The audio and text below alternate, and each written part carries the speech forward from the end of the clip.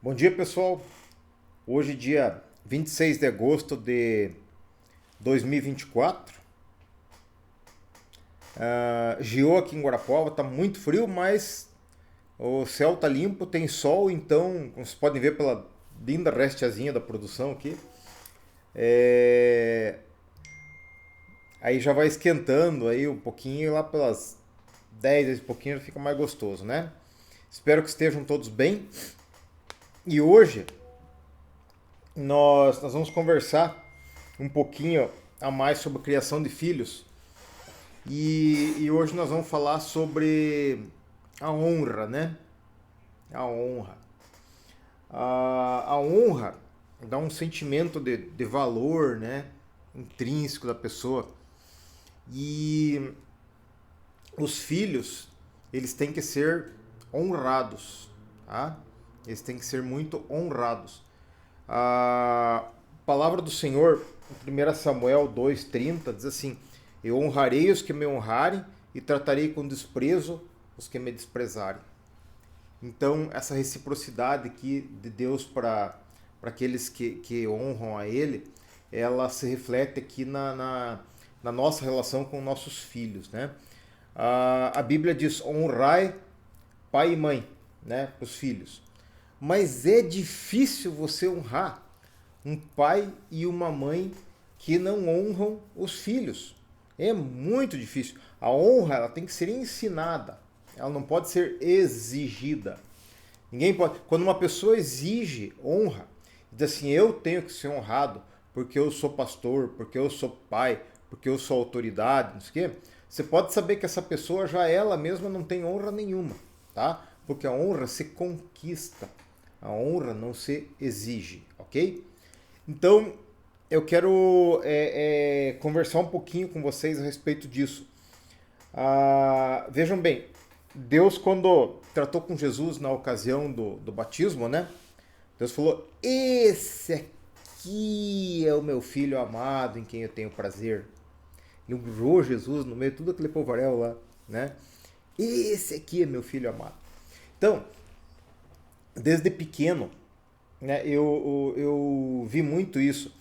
Os pais têm uma tendência a brigar com os filhos, a exigir dos filhos uma conduta perante os outros, sabe? O filho tem que ser o arrumadinho, tem que ser o bonitinho, tem que ser o educadinho, sabe?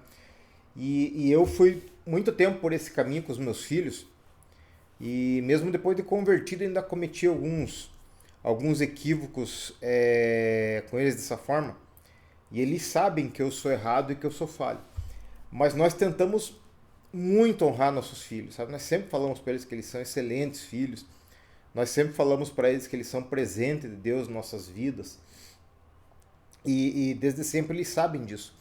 Nós sempre brigamos com os outros por causa dos nossos filhos.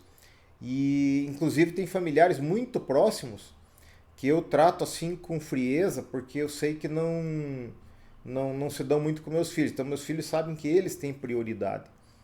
E os filhos, eles têm que ser honrados, eles têm que ser tratados de forma que eles sintam que eles têm prioridade diante das outras coisas, tá? Eles têm que ser tratados de forma que eles sintam que os pais são sinceros com eles e que eles têm valor. A Bíblia diz que aquele que não cuida dos seus é pior do que o descrente. Então, a gente tem que ter muito cuidado com isso, e eu vou deixar duas passagens bíblicas legais aqui para vocês verem. A primeira é a de Jefté, né? Jefté era um cara que a Bíblia começa dizendo que era filho de uma prostituta, né? E do Gileade.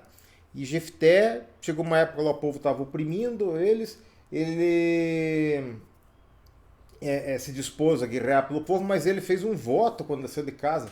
E ele falou assim: se Deus me der vitória, eu vou oferecer em sacrifício para o Senhor a primeira pessoa que eu enxergar quando chegar em casa. Pronto. Enxergou a filha. A Bíblia não diz bem certo o que aconteceu com aquela menina, mas sacrifício é sacrifício, né? E diz que ele chorou muito quando viu. Pô, quantas pessoas jogam com os filhos? Quantas pessoas fazem dos filhos assim uma forma de liberar suas frustrações, de querer fazer dos filhos aquilo que eles não foram, né? Não é isso. Filho é filho, filho é presente de Deus. tá? E tem que ser tratado assim, a gente tem que colaborar para a existência desses filhos de Deus que foram dados para nós, para a gente desfrutar da companhia deles, né? Durante esse tempo. Jefté foi jogar com a filha e perdeu a filha. E quantos pais jogam com os filhos? Né? Aí eu queria deixar outra palavra de um outro pai. Em Lucas 8:41, tá lá, prestem atenção nisso. É um pai chamado Jairo. Talvez muitos de vocês já tenham ouvido falar dessa história, mas não tenham prestado atenção no que aconteceu aqui realmente. Né? A Bíblia conta aqui que Jesus estava andando por lá e tal, e que chegou perante ele um homem chamado Jairo, né? E esse homem se prostrou na presença de Jesus, tá?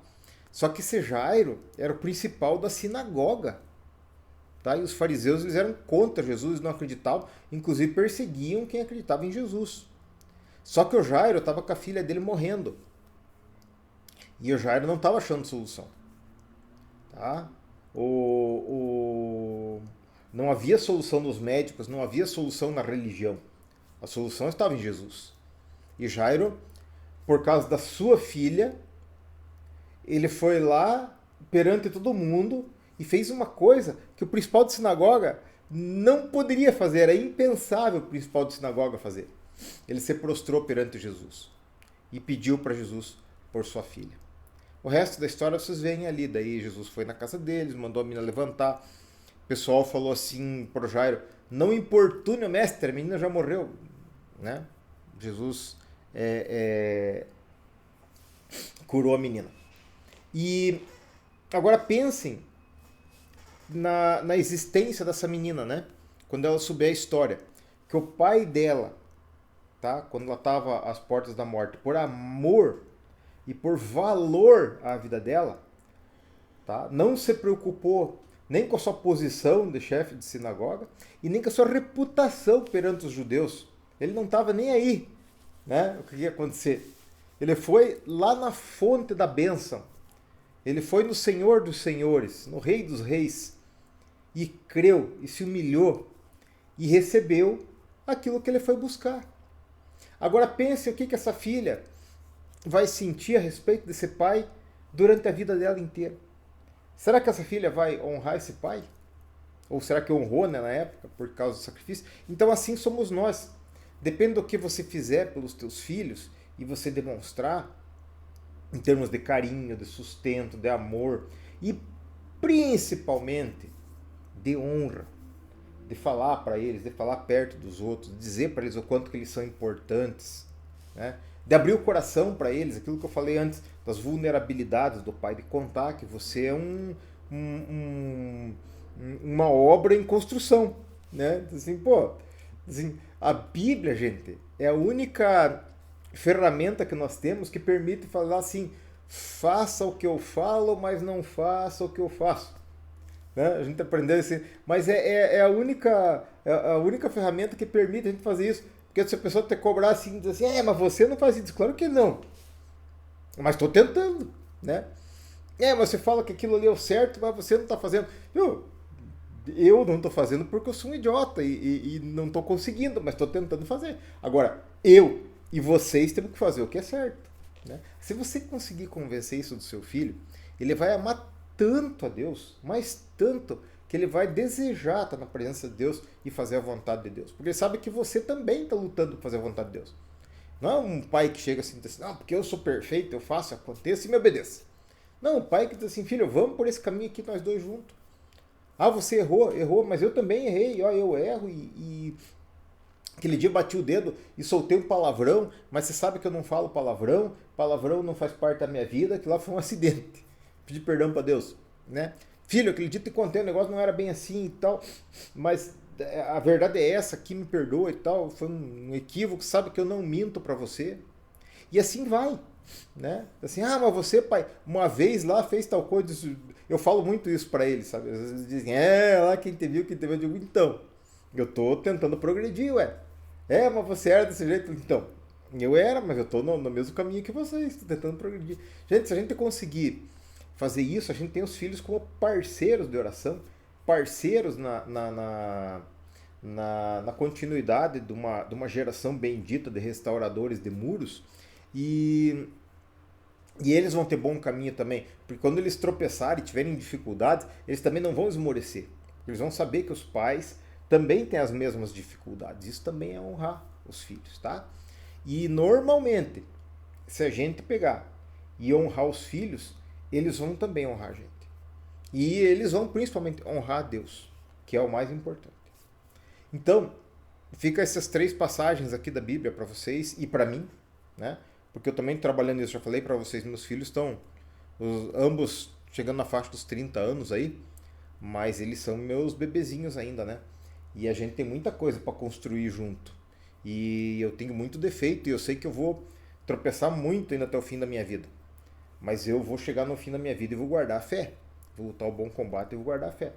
E os meus tropeços, eu vou tropeçar, eu vou levantar e vou fazer disso um exemplo para eles, porque eles também vão tropeçar. E quando eles tropeçarem, eu quero que eles tropecem e lembrem que eu tropecei e que eu levantei. Eles vão dizer, não, mas seu pai tropeçou e levantou, eu também, né, vou fazer a mesma coisa. Então, eles são excelentes filhos e a gente tem que fazer isso, tem que falar que eles são excelentes filhos, que eles são presentes de Deus, tem que orar com eles, dar devida importância para eles e fazer eles se sentirem importantes para nós. Porque assim eles vão ter facilidade para crer e sentir a presença de um Deus invisível que ama eles, que é pai deles e que cuida deles. Eles vão honrar esse Deus, que é o Deus que honra eles também. Valeu? É por aí. Deus te abençoe e que você tenha um excelente dia.